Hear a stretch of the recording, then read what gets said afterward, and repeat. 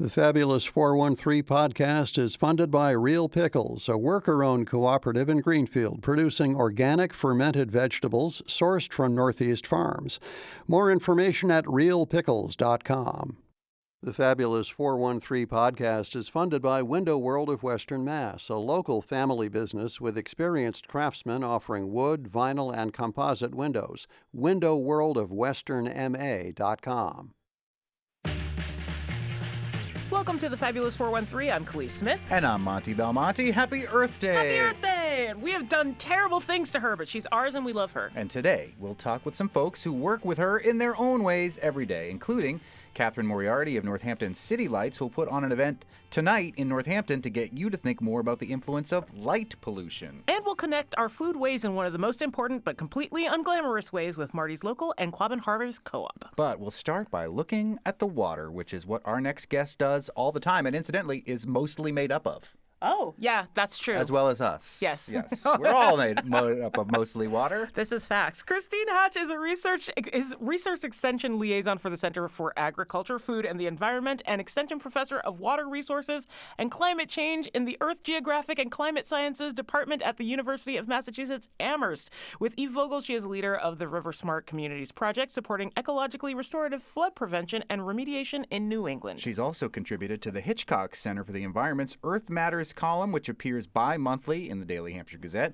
and has worked on various projects through the Bay State, including restoring an old cranberry farm back to a freshwater wetland in Plymouth.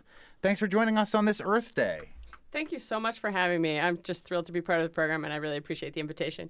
And the invitation came at the prompting of your husband, who we had on for the Northampton Jazz Festival a few months ago, and he was like, and hey. I just kept it in back pocket for a while. I'm like, I think now's the time. Yeah. It's Earth Day. Have you heard about Let's talk water. Have you heard about how cool my wife is? She's on the Water Commission for Western Mass. She works at UMass, and so we're really pleased to have you here. And water, as I jokingly said, is what makes up most of us. So it is of the utmost importance in so many different ways. And we have experienced a lot of water things in Western New England in the last couple of years. Currently, I believe, still in a drought. Is that true?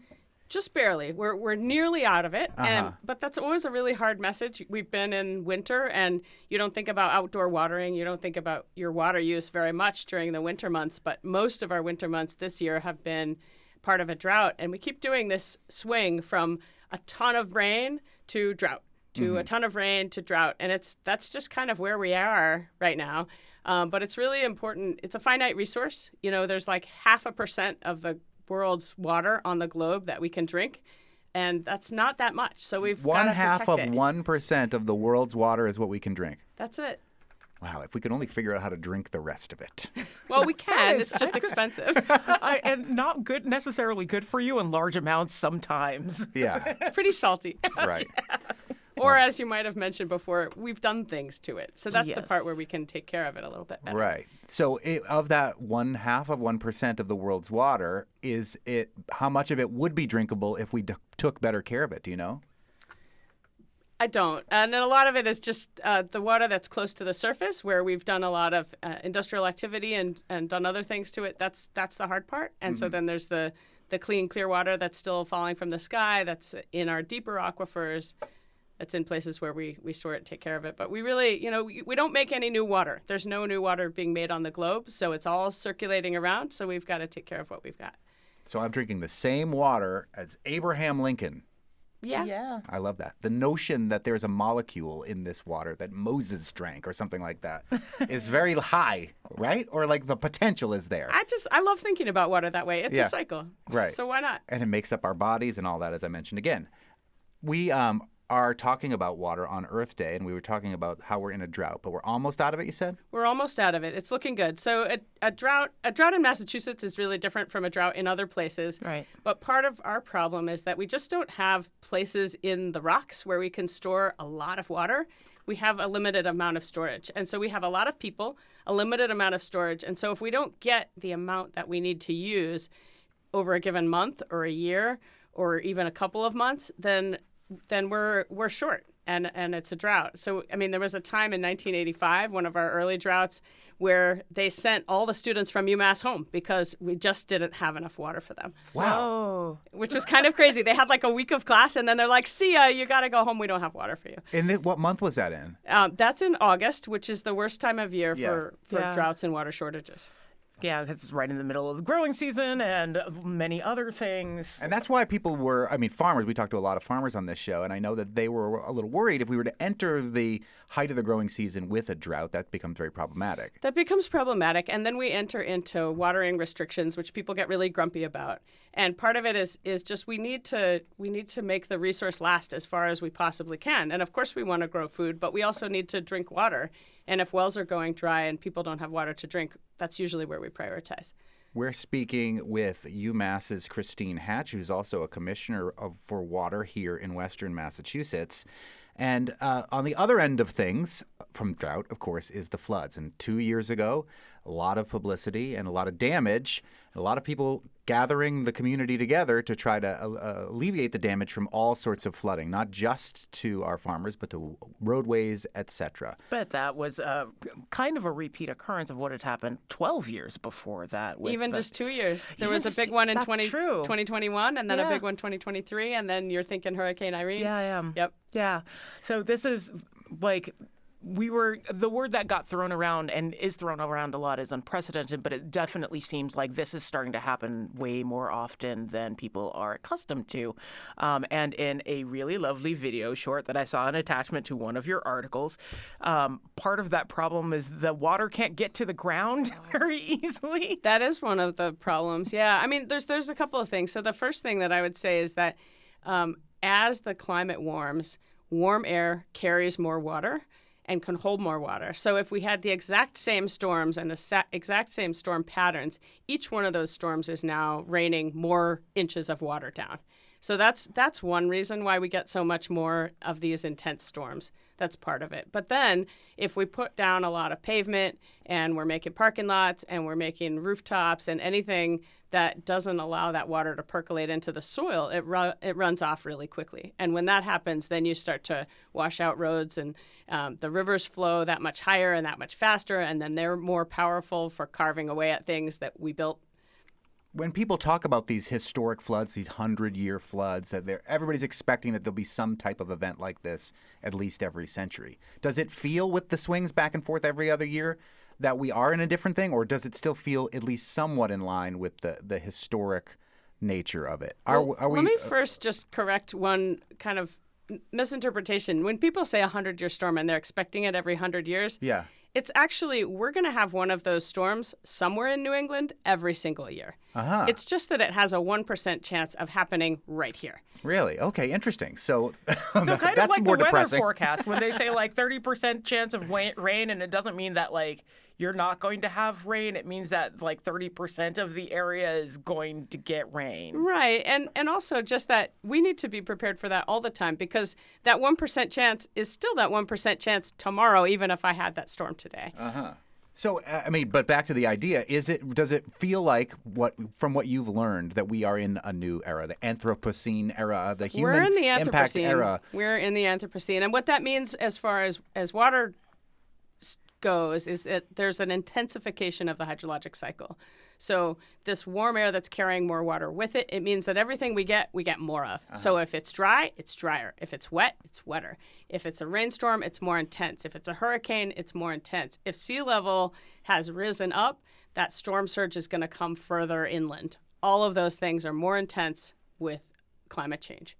So yeah, that's the Anthropocene. That's a new. It's not normal because it's impacted and it's changing all the time, but it is changing in this trajectory where things are getting more intense all the time.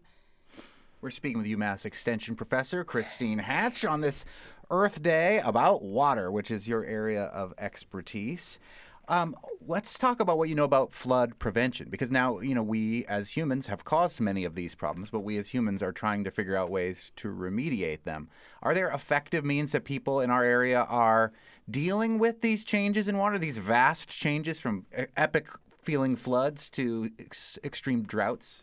Sure. Well, so droughts are, you can use all the water conservation methods that you can come up with in the book. You can try to use drip irrigation instead of more water-intensive forms of irrigation. Those are all tricky solutions. That's just about conserving every drop, and we'll do the best that we can. I have a still suit from Dune that I'm using. No. But for floods, there's some other things that we can do as well. And so one of the first things that we've been trying to promote is to move out of harm's way and try to concentrate our development and our infrastructure and our houses outside what we call the river corridor. So that's a corridor or an area around the river, on the floodplain of the river, that the river needs to move. Rivers move a lot. They migrate. They meander back and forth. And rivers need space to do that, particularly if they're in flood stage. And if you give them enough room and back away from the river a little bit, then the river can go about its business when it swells with the flood stage and then come back down and not harm our infrastructure. So that's one thing that we really can be targeted about and think about, giving the rivers enough room, connecting them back onto their floodplains so that they have the space to spread out, connecting them to nearby wetlands where water can go in, sit for a while, and then come back out. And if it takes its time doing that, it's much less destructive in terms of the floodwaters. And anything that you can do to allow the water more time to percolate into the ground. So if you disconnect your downspout and let it just spill out onto your garden, it'll just slowly percolate in there. If you have along the side of the road a swale where the water can just kind of pond up for a while and then slowly percolate in, that'll be a lot less damaging. Any of these kinds of what they call nature-based solutions are really great for this kind of thing. And on the other end of things, when we see like roads washed out, it's because they're roads, right? And that surface is just impenetrable and it just doesn't know where to go. Just pours off the top, and then depending on what's in the road base or how the side of the road is constructed or what's flowing along the side, that's where you start to eat away and erode away at the road base. Mm-hmm. Mm-hmm. Let's take a quick break. Yes, let's. And we'll continue to talk about water this Earth Day with UMass Extension professor and a commissioner for water in Western Massachusetts. And other waterways, because it's not all rivers and streams. Water goes in other places, too. Yeah, we'll talk more with Christine Hatch coming up in just a second. You're listening to the Fabulous 413 on 88.5 NEPM.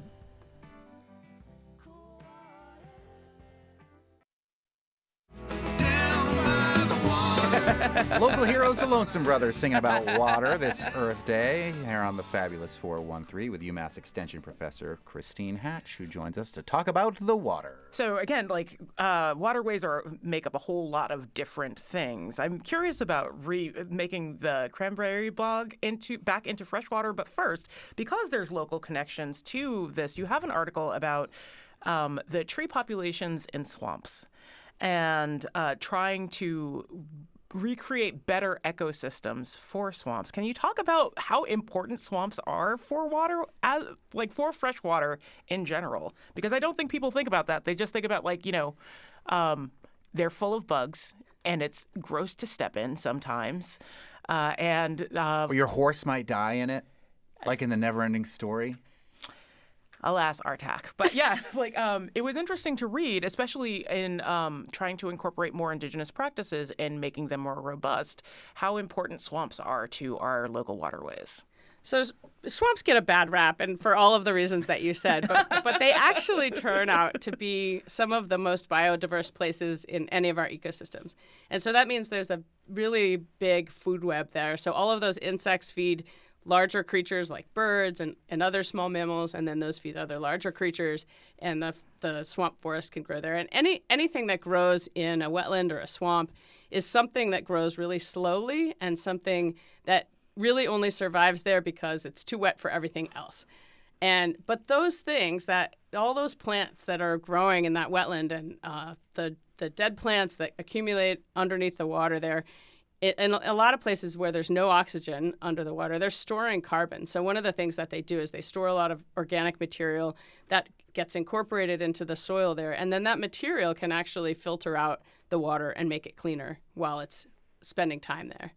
And you have been doing work with the Nipmuc community and our friend Andre Strong Bear Hart Gaines Jr., right, to learn about how indigenous practices can be incorporated into our bogs today and restore them to their better health, I guess. That's right. So Andre has a group called No Loose Braids, and he's been working on cultural stewardship And together with Mount Grace Land Trust, we've been working on ways to incorporate those Indigenous voices back into forest stewardship in ways that are meaningful and respectful of their cultural practices. So they have a long history of caring for the forests in the Commonwealth before we claimed it as a Commonwealth. It actually was. It was a Commonwealth. It was a Commonwealth, actually, for real, in their territory, and they were really caring for those forests. And the cedars, the Atlantic white cedars, are a tree that's culturally significant for them for a lot of reasons, and are used in a lot of their cultural practices. And so we've been working with them to try to identify, from my side, I'm looking for, because I'm a scientist, I look for scientific explanations of what makes a healthy forest. And from their side, they're looking for cultural practices that they think makes forest health. And we're coalescing on what are the best practices for taking care of these forests and how can we do it together. What does it mean to have co-stewardship of these lands and to care for them together and to all benefit from the health of those forests. I love it. It's like braiding sweetgrass. The Robin Wall Kimmerer, incorporating the science that we know from now to these ancient traditions that have worked for so long in the past. So that everything can work better together. And we're speaking with UMass Extension Professor Christine Hatch about water on this Earth Day.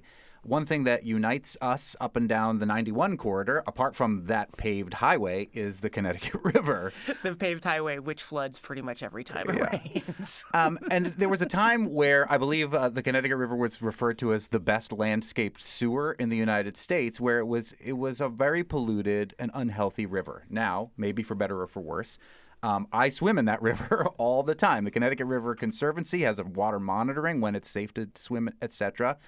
There's an article in the Boston Globe today. Could the Charles River be brought back to a swimmable river? How is the health of our mighty Connecticut River? It's a work in progress, but getting better. And I would always pay attention to those bacteria counts before you go swimming in any public waterway. Learned this the hard way.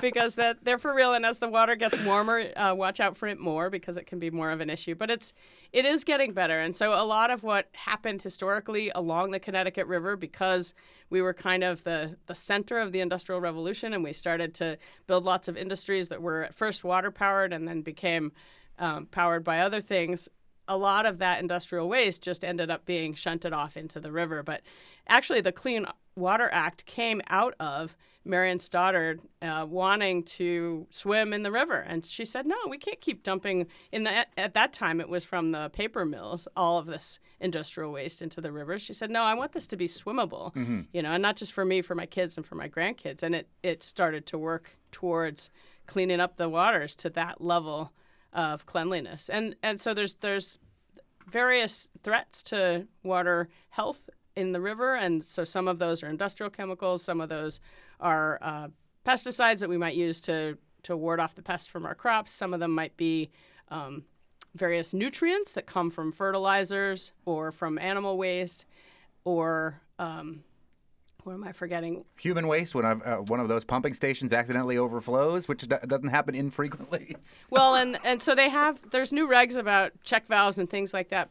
But when we have a big flood, often they have to open it up. And so that's why there's a reg that says, after, let it go for at least 2 days before you get anywhere near that water when there's a big flood and one of those gets compromised. Yeah, probably good practice 24 hours after any kind of rainstorm anyway, right? To just let that stuff flush. He's here all the week. I made the toilet flushing gesture, but you didn't see that in radio land. In the radio. Is there any particular water system in the Bay State that is under particular duress that you know of? One of the basins that we worry about more often than other basins is the Ipswich Basin. That's one of the rivers that goes dry. And coming from a desert state where there are lots of rivers that go dry, that was really shocking to me that something in Massachusetts would actually go dry. And part of its use and part of it's the substrate. It's just very permeable. It's very sandy. And if you start using the water from underneath, you can actually pull enough water that it goes dry in the dry months. But we look at it closely and we try to manage imports and exports from the basin, water use. We try to keep tabs on it and make sure that we're being responsible about how much we use and try to keep it manageable. You wanted to find out more about that cranberry bog, right? I do, because I'm curious about it being turned back into freshwater. I have no idea how long that process would have taken. Yeah, you remediated a cranberry bog in Plymouth. Tell us about that. Yeah, so well, it's not just one. There's actually lots and lots of them. So in 2000, let's see, when was that? 2009, Massachusetts started the Cranberry Bog Restoration Program because restoring a cranberry bog back to a wetland is actually a slam dunk for a restoration. It's so easy. In theory. So, but here's how it goes. So the thing is that in order to have a wetland, what you need is the hydrology, and you need the geology, and then you need the plants, and that's how you get a wetland. But in this case, you already have the wetland soils. They take like 200 years to develop, but they're already there. And then you need the hydrology. Normally, if you build a Walmart on your wetland and then you go try to build a wetland somewhere else, you don't have the water. But we're in the same place. So we have the water, we have the hydric soils, we have the geology, and all we've done is we've made this monoculture of cranberries on the surface. We dug a bunch of ditches in it. We put a bunch of sand on the top. We built berms around it. But that's construction, and it's sort of light construction. You can undo that. And so you take down the berms, you fill in the ditches, you reroute the stream channel, so instead of being a straight line, it's a wiggly snake because it spends more time on the surface. We like that. And then you kind of dig up that cranberry mat, which can be really thick. It's like a really thick carpet. And so you pull that up, mix it around, and wait. And in about 6 months, kaboom, you get all the wetland plants start blooming right back. I mean, it happens so fast. That's just a short period of time. Yeah. It is. It's like incredibly fast. Now I can see why you say it's like a slam dunk. Yeah, that's right. It must be gratifying to see something change that quickly, but to be restored to a more natural state. Yeah, it's phenomenal to see it go back. I always wonder, similarly, closer to home here, about the dams on our river. If we were to release the dams, I live in Turner's Falls. There is a huge dam there that's in the process of being relicensed right now. There's a dam in Holyoke. What's your take on the health of our rivers in relationship to the dams that are on those rivers? Yeah, well, dams aren't good for fish. The fish try to go upstream and they run into a dam. They say, "Oh, I can't go anywhere." They say, "Damn." In fact, they do. But they also what they also do to the rivers, they can trap a lot of sediment behind them, and that then makes them not actually meet their purpose for what they were constructed for also. But it turns the river into a lake, and so that changes the habitat of the river. It makes the water really cold and stratified, so it's hot on top and cold on the bottom. It has a totally different kind of creature that would like to live in a lake as opposed to a river. Really tough on the migratory fish. And there are a lot of dams that are being removed across the state. It's actually really impressive. So one of the things that has been happening over the last few decades is the board that certifies the safety of the dams goes around and does a check, and they say, your dam is out of compliance. It's a public safety hazard. You need to either repair it or remove it. And a lot of those dam owners say, fine, let's get it out of here. And that's been great for rivers all over the state. It's fascinating. It's very cool. Again, like watching some of the things that are connected to your research, one of the interesting things was how, we all know that plastic ends up in the water. Like a lot of plastic ends up in the water because we're just bad at getting rid of it. But looking at people studying ways to kind of remove that plastic and deal with plastic in both freshwater and saltwater systems, like are there things that we can do that aren't just recycling and taking things like wholeheartedly out of the water to try and at least lessen the percentage of that broken down plastic? Oh boy, that plastic is such a hard one. I know. I don't have good answers for this fine. one, but I'll tell you. I'll just you asked about things that I have hope about, and I'm also the academic director for a program called ICONS, which is Integrated Concentration in STEM, and we just had our undergraduate research symposium, and one of our students had a pitch for this plastic recycling device that you could actually take some of that single-use packaging that we can't figure out how not to use, and it would recycle it back into materials that we can use as raw material. And I really interrogated him. I said, tell me all the ways that this is going to go wrong. And he was like, well, this will be hard. This has to be big, but we can do this. I've tested it. I've gamed it all out. And so I was really hopeful for the future that, there will be solutions like this that we can mitigate some of our worst inclinations. Yeah, get that idea, Grant. Oh. Yes. Ooh. Well, I was feeling hopeful there for one second. The future scientists of the world, they're going to help us through It these happened problems of while our I was saying own it. making. Here on this Earth Day, as we've been speaking with Christine Hatch, who's a research extension liaison for the Center for Agriculture, Food, and the Environment, and who is also a commissioner for water here in Western Mass, teaches at the extension at UMass Amherst. Thank you for giving me some of that whole cranberry bog story, these students of the future. I think there is something to be hopeful about for sure. Well, thank you so much for having me. It's really been a pleasure. Oh, it's our pleasure. We like finding out about hopeful things about the world to make us feel better about the things that are going on, just Yes. in general. Coming up, more ways to help your mother this Earth Day, perhaps by turning the lights off as we speak with Catherine Moriarty about their Northampton Night Fest, which is happening tonight. But first, we'll explore the network of connections that distribution creates in local foodways systems with Nick Martinelli of Marty's Local and Kathy Stanton of Quabbin Harvest Co-op. You're listening to the Fabulous 413 on 88.5 NEPM.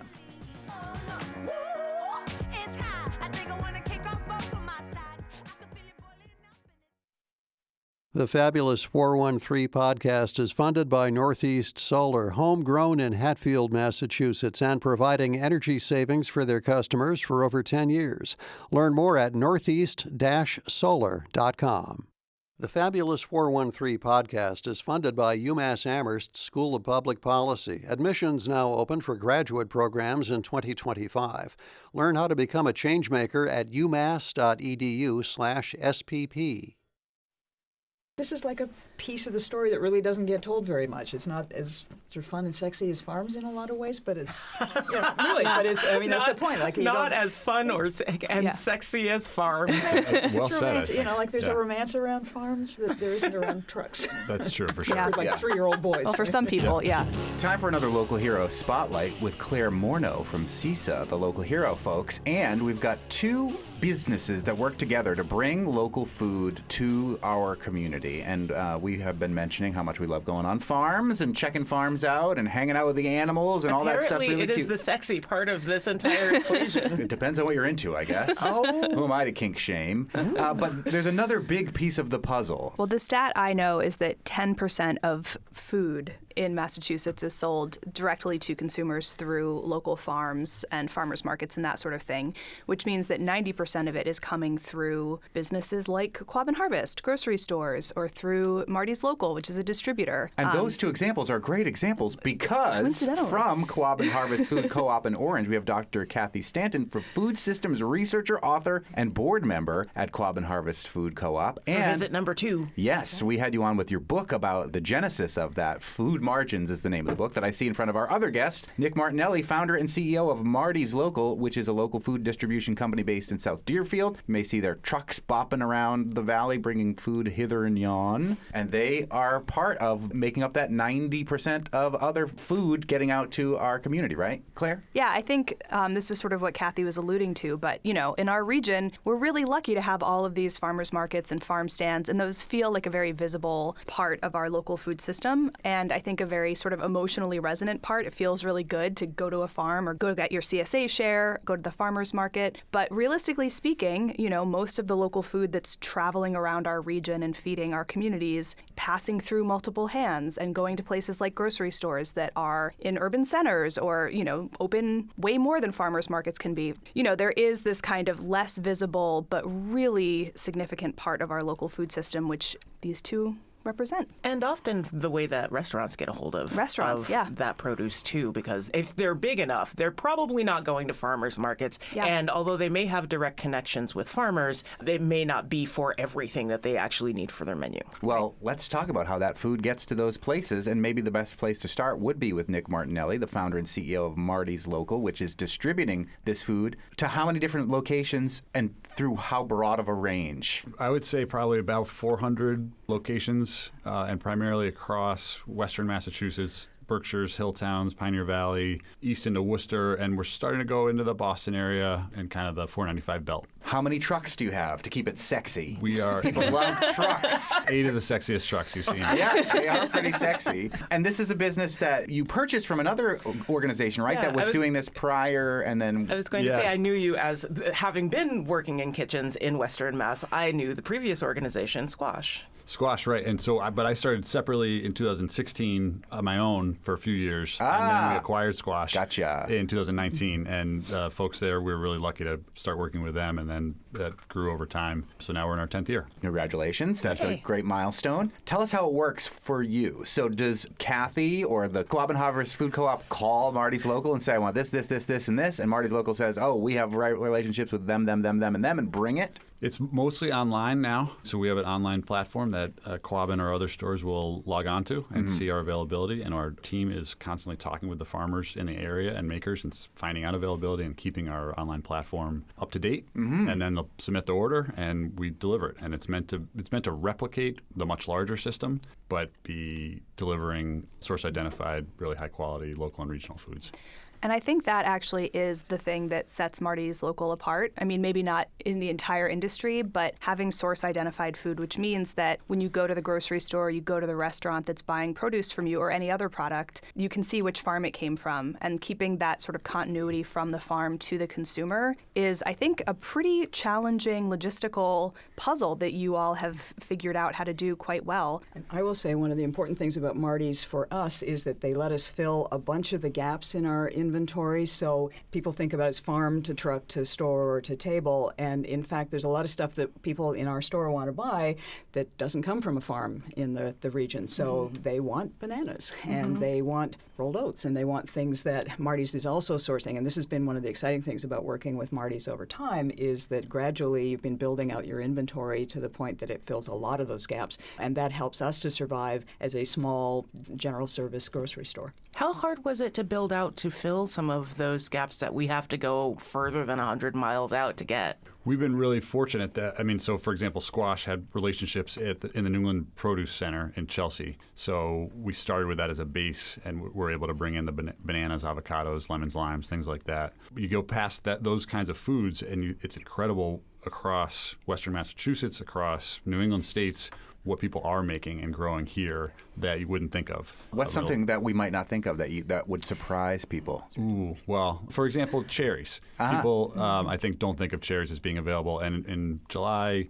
August, coming out of Hudson, New York, we've got a great cherry supplier. Nice. Fix Brothers Fruit Farm. So that's just one example. And we think about the food kind of coming this one direction, like from the makers to the distributors to the store. But in fact, by building the market, we've seen this happen, sort of ramifying back up the food chain, where then there's more of a market, and then people are making more stuff, and it's like that's how it sort of all amplifies itself. It's a chicken-egg situation to keep the farm metaphor going. That's right. And you do carry eggs and We certainly chickens. do. Yeah. And chicken. We are speaking with Nick Martinelli, the founder and CEO of Marty's Local, a local food distribution company based in South Deerfield, and Dr. Kathy Stanton, from food systems researcher and author and board member at Quabbin Harvest Food Co-op in Orange, one of the few places that is in Western Mass that is not in the 413 that we like to talk Yes. about. Honorary 413 for sure. 413 adjacent. Franklin County still counts. And Claire Morneau from CISA, the local hero, folks, who has convened this conversation about local food systems and how they work together. I think we started calling them the annex towns. Athol, Orange, I have to get back to you on No, that one. not Athol. Athol is in Worcester County. We still should count it, though. No. I think we should. No. Kathy, how many organizations do you have to work with, like Marty's Local, to get food at the co-op?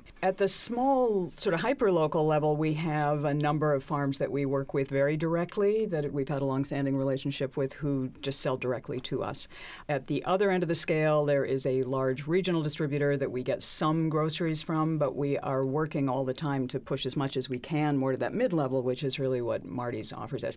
And we get, I think, 100% from Marty's of what we call our Community Shares program, especially our Healthy Incentives program, which is that's the state's Healthy Incentives program, but we have when it's running fully, up to like 100 households a month that will be getting biweekly shares. All of that comes through Marty's. And when we ramped that up to that level, we were able to start ordering a lot more of especially the produce through Marty's.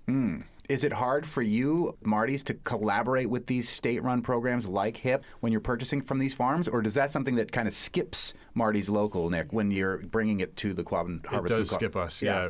It's the folks at the customer end that are managing all those state programs and federal programs. I mean, so Quabbin Harvest is a grocery store in Orange. You mentioned your Community Shares program. That's part of a wide range of food access programming that you all run. Can you give us just the rundown of what the store does? Sure. So the store actually started as a very tiny little buying club started by 4 young mothers who wanted to aggregate very local produce and develop this sort of weekly flexible buy-as-you-go share program so people could just buy a share once a week. And that is still there. It's sort of expanded over time into this storefront where we're now like more of a grocery store, but we've kept the share program going. When the Healthy Incentives program came along, and also CISA's Summer Senior Shares program, like there are grant-funded and state agencies and other public agency programs, we said, this program that we're already doing of like a weekly bag of really good, mostly organic fruits and vegetables could fit right into that. I just did the math on it. Last year, we put about 25,000 pounds of food. I don't like to think of food just in terms of pounds, but that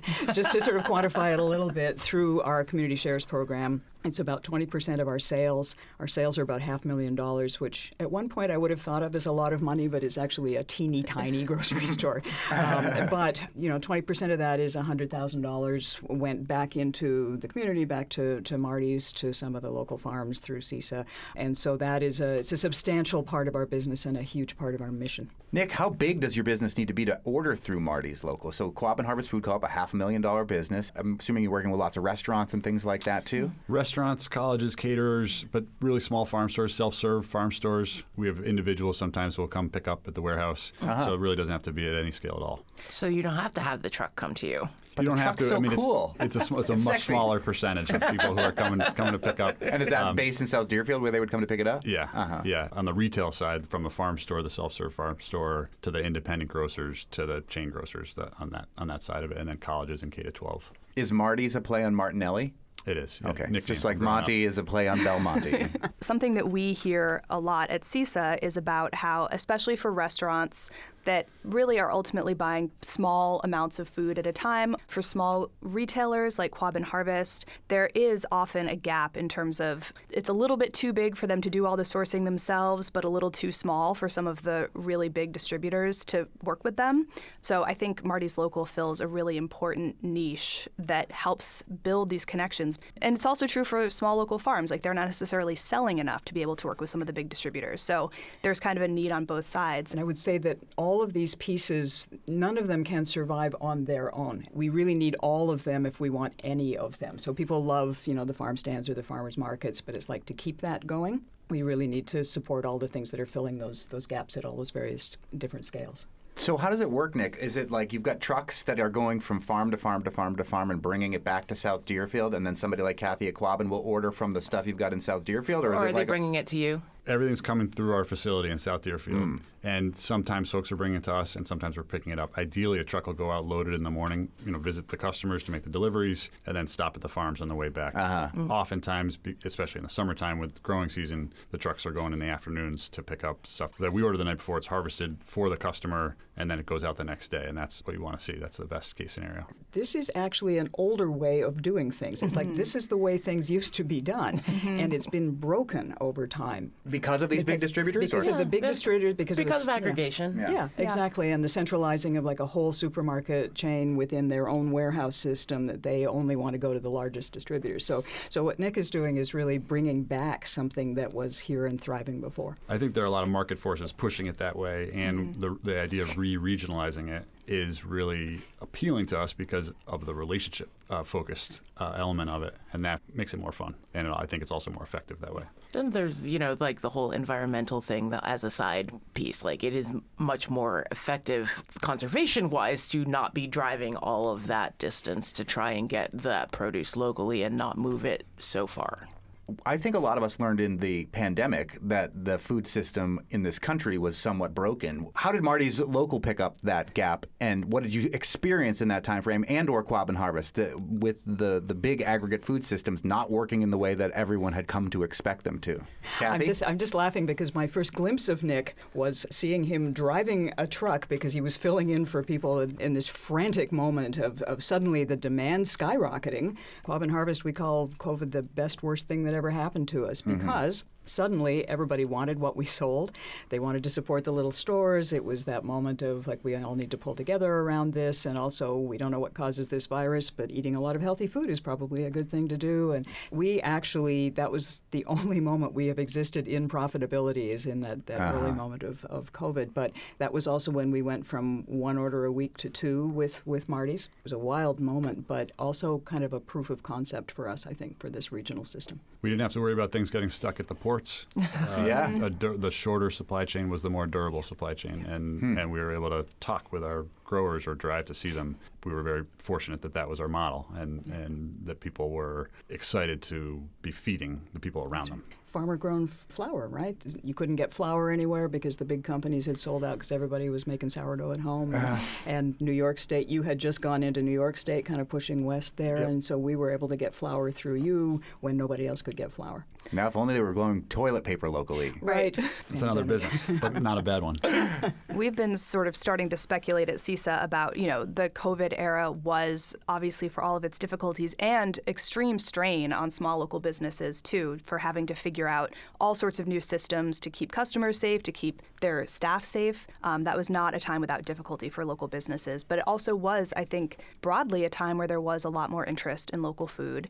And so we've been wondering, how much our current political circumstance might feel the same way as we head into the growing season this summer. We don't know. It's really hard to say. Certainly some of the current political shifts, like the tariffs, are going to be difficult for local farms, even aside from the fact that the stuff they grow is able to move relatively easily around our region once it's grown. There are inputs to agriculture that are shipped from overseas, so there are likely to be some strains on local farms. But I think it's also a time when a lot of people are starting to think about, how can I be supporting my own community? What does it look like for me to invest in something that I care about? And so it'll be interesting to see whether we see a resurgence of interest in local food this year. I think we're seeing it already. Yeah. We're getting new members at the co-op, and people are saying, I want to put my investment in my own community in something that feels healthy and strong. What are the changes that you've seen in those crops that are grown further out when you go to pick them up from Chelsea? We haven't seen an impact, I wouldn't say in a dramatic way, on pricing at this point or availability.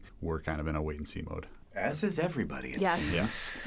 Before we let you go, Nick Martinelli from Marty's Local, our engineer, Kara Foster's husband, works at Marty's Local. Would you like to dish publicly about anything that we need to know about him? You're going to want me to say something funny, but I'm just going to say that John Williamson is one of the best people out there, and we're really very, very lucky to have him on the team. John was part of squash for many years before we joined up, and we just feel hugely fortunate to have him on the team. Nice. There's a small part of me that misses doing squash orders. It's a very small part of me. When you were in a restaurant world? Yeah. At least 3 of them I had to do the ordering for squash. Like, they all used squash, which is the really fun thing about this transition, is like it's the same. And I like the squash logo, but Marty's Local Trucks, sexy logo too. Yeah, very nice. See, this turned out sexy after all. Still local, still delicious, still great to use, like on whatever line you're on. And congratulations to Quabbin Harvest Food Co-op, which was a CISA Local Hero Award winner this last year. And Dr. Kathy Stanton is a food system researcher, author, and board member there at Quabbin Harvest Food Co-op.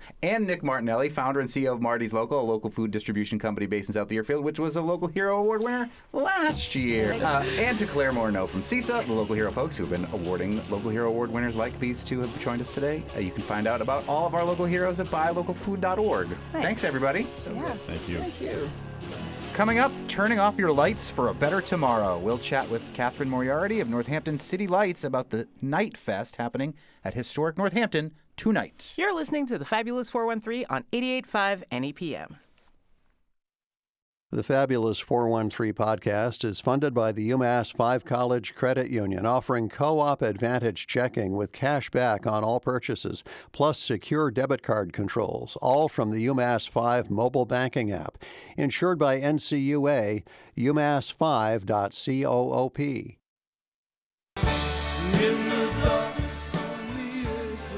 Welcome back to the Fabulous 413. Residents of Northampton committed to protecting natural darkness on the edge of town have teamed up with Historic Northampton to organize the third annual Northampton Night Fest in celebration of International Dark Skies Week 2025, which is this week. Northampton Night Fest will take place tonight, Tuesday, April 22nd, from 8 until 9:30 p.m. on the grounds of Historic Northampton on Bridge Street. As night falls over the Northampton, they'll gather on the Historic Northampton lawn to observe together the profound changes nature undergoes every 24 hours. The sights, sounds, smells, and sensations of the temperature falling, the wind shifting, animals from birds to mammals to insects around us, heading for sleep or waking up for a night's activity, and if weather permits, the stars coming out. With us to talk about this event and Dark Skies Week is Catherine Moriarty of Northampton City Lights, who describes herself as a Northampton resident, avid gardener, musician, cancer survivor, and backyard astronomer. Thanks for joining us. Thanks for having me. It's wonderful to be here. You've got cool T-shirts that you designed from Turn Off the Light for Pollinators at Night, say these T-shirts that you wear and have gifted us here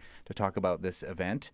We mentioned astronomer James Lowenthal off the air about looking at the stars at night, and of course that's one good reason to have dark skies and ending light pollution with all the street lights, etc. But the pollinators seem to be right on your mind. Tell us about pollinators and how they react when there's too much light at night. Okay, well, they lose their ability to navigate, pollinate, and reproduce. Yes. That's great. The lights make them go sterile. That's wonderful. Well, fun fact, 1 out of every 3 bites you eat is brought to you by a pollinator, and 60% of pollinators are nocturnal. So if there's too much light at night, it causes problems. It does. Talk about lights in Northampton. How did you get involved in this as an endeavor? Well, I have this amazing friend, Aaron Straw-Malloy, who brought me to a lecture by James Lowenthal. And he started talking about lighting in Northampton, and I raised my hand and I was like, hey, I live in Northampton and the lighting isn't that great, despite the fact that we have these laws. And he was like, well, would you like to take direct action? I was like, yes. He said, well, we have a group for that, and it's already established, and we're already working, and you can join in, and you can take part and make a difference. That's wicked cool. Were you a part of the first Night Fest? I was not. Oh, so this is And new not for the you. first Night Fest. Yeah, That's the New first- Year's Eve. Yes. The first. Northampton Night Fest. Well, I'm a Northampton City Lights noob in that I've been a part of the group for under a year, but I've done a lot in that time. What has it changed in your practices at home and what you're asking for in your neighborhood? So I actually got a shield put on the streetlight in front of my house, and that was a significant change. My practices, I definitely shut the curtains from the inside at night. I was already pretty aware of light pollution as an issue and didn't use external lights unless someone needed them to see. It's tonight that this event will be happening at Historic Northampton, and I know that the mayor of Northampton is going to be one of the special guests there. Are there things that the city of Northampton is doing municipally to try to make Northampton darker at night? Absolutely. What are some of those things that you know about? So they worked with citizen participation to make our lighting ordinance, and our lighting ordinance is much more dark sky friendly now than it was 2 years ago. What are some of the changes that have been implemented through that? So I believe we have a 3,000 K or less rule. It might be 2,700 K. But we're supposed to have all new lighting is supposed to be targeted. So it's supposed to aim downward at the area that it's meant to light. There are certain exceptions to that rule. But for the most part, it's supposed to be low-level lighting, and it's supposed to be controlled. So like businesses, for instance, have to turn off their lights an hour after they close. They can't leave them on all night. But really, the rule is mostly about useful, targeted, and controlled light. I do remember when there were new streetlights that were LED that were brought to the city of Northampton. People were excited because it was using less energy, but people like James Lowenthal were not excited because they didn't have these kind of shields that you mentioned that direct the light more downward as opposed to just spreading all over the place, thus making the skies too bright for astronomy, for backyard astronomy like you do, or for astronomy like James Lowenthal does, and also for things like pollinators, right? Yeah, so those new lights impacted my life a lot. I had just bought a telescope for my son. Uh-huh. Yeah, a 6-inch reflector, Dobsonian mount. Wow. Keep nerding out. Yeah. And, I've been showing him, we were looking up Messier objects, and we were looking at the planets, and he was astounded, and our visibility changed overnight with the installation of those new lights. Can we talk a little bit about the plants that are affected by